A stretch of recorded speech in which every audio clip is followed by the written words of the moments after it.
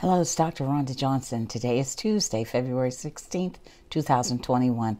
And today I'm going to be talking about pregnant women and breastfeeding women and whether or not they should get the COVID-19 vaccine.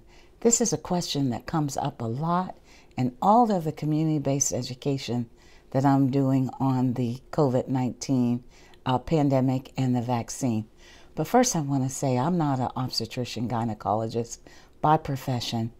And I am utilizing the clinical guidance from the American College of Obstetricians and Gynecologists, and I'll include a reference to these guidelines in my post here.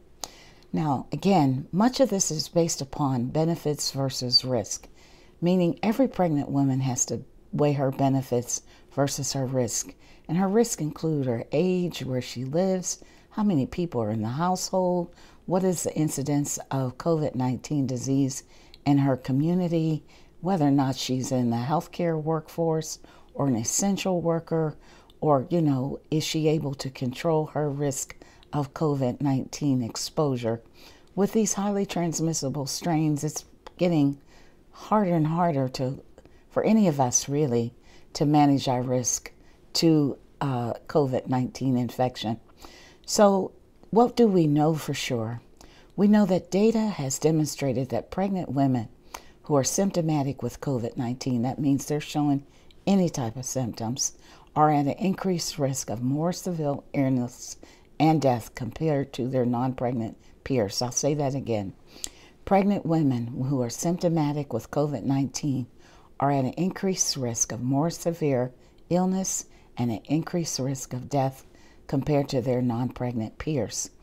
Also, we know that many pregnant women have medical conditions that put them at risk for severe illness and complications from COVID-19. And just to name a few of them, that includes type 2 diabetes, it can include high blood pressure, obesity, and asthma, just to name a few. So again, I'm going to share this current guidance from the American College of Obstetricians and Gynecologists for pregnant women. First recommendation is that the COVID-19 vaccines should be available and administered to pregnant individuals who choose to be vaccinated. And they also say that while pregnant women shouldn't be encouraged to discuss vaccination with their clinical care team, documentation of such a discussion should not be required prior to them receiving a COVID-19 vaccine. The American College of Obstetricians and Gynecologists also state in their clinical guidelines that pregnant individuals can receive a COVID-19 messenger RNA vaccine in any setting that is authorized to administer these vaccines, meaning they don't just have to get it at their doctor's office. They can get it in schools, community centers, mass vaccination sites, wherever the vaccine is being given. They also recommend that precautions should be discussed with any individual, not just pregnant women, who have a history of anaphylaxis or allergic reactions to any vaccines or any injectable medication. So if a pregnant woman gets an injection and has anaphylaxis, the American College of Obstetrics and Gynecology recommend that she be treated just like non-pregnant individuals.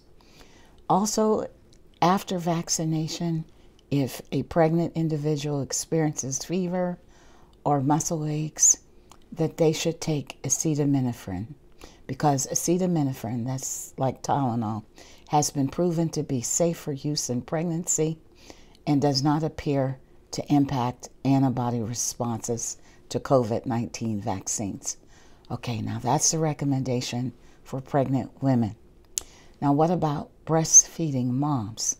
Well, this comes from the CDC website, and the CDC says that the messenger RNA vaccines are not thought to be a risk to the breastfeeding infant, so that they're not a risk to lactating women, they're not a risk to the breastfeeding infant.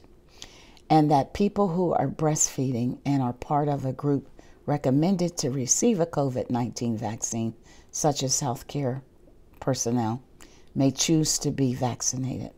So they kind of leave it up to the pregnant woman and the breastfeeding mom as to whether they're going to choose to be vaccinated.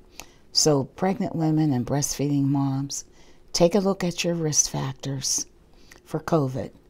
Look at your homes, look at who's in the home, look at the number of people in the home, look at the kind of jobs that you have, look at whether or not you have to take public transportation or other ride-share transportation.